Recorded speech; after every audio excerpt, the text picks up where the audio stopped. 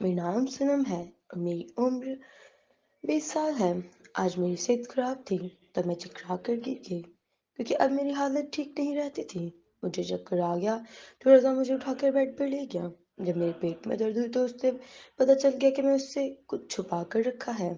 उसके बच्चे की माँ बनने वाली हूँ। जब उसे मालूम हुआ तो कहता कि अब मैं बदला लूँगा। यही कहकर वो नंबर 13। सनम मुंह पर हाथ रखे बेसुध होकर उल्टी की जा रही थी।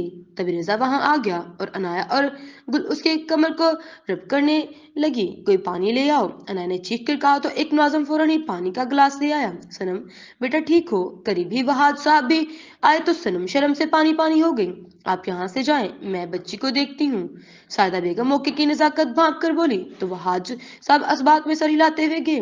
डॉक्टर डॉक्टर को बुलाओ। रजा उन लोगों के करीब आकर बोला तो सनम डर गई। नहीं, मैं ठीक हूँ, सनम घबरा कर बोली और शाह से खुद को अच्छे से ढक लिया था क्योंकि सर्दी बहुत थी। अरे ऐसे कैसे? देखो ना बेटा, तुम्हारा चेहरा कैसा पीला पड़ गया है। सादा बेगम सनम का चेहरा प्यार से छूकर बोली और सनम एक ही सांस में गिलास का सारा पानी पी गई। असम देखो ना, सनम को उल्टियां हो रही हैं और ये डॉक्टर के पास जाने से इनकार कर रही है। असम को आते देखा साजिदा बेगम बोली आ आ सनम अपना पेट पकड़कर झुक गई। रजा से बर्दाश्त ना हुआ और वो उसके करीब आकर उसे खुद से लगाता हुआ उसके पेट पर हाथ रखकर सहलाने लगा। कुछ नहीं मम्मा, बस भी किक मार रहा है। सनम हंस दी तो रजा उसकी तरफ हैरत से देखने लगा तो वहां पर सभी लोग मुस्कुरा दिए। पगली डरा कर रख दिया। सादा बेगम उसे खुद से में समाकर बोली, अच्छा ना, इतने जोर से गले मत लगाइए। शर्मनाक सुकड़ कर बोली तो रजा सनम को यूं ही खुश देख अंदर तक सर शारी महसूस करने लगा। चलो अंदर चलो, बाहर बहुत ठंड है, तुम लोग भी अंदर आ जाओ। असम को चिड़ा चिड़ा कर बोला तो अनाया और सनम बाकी सब अंदर आ गए।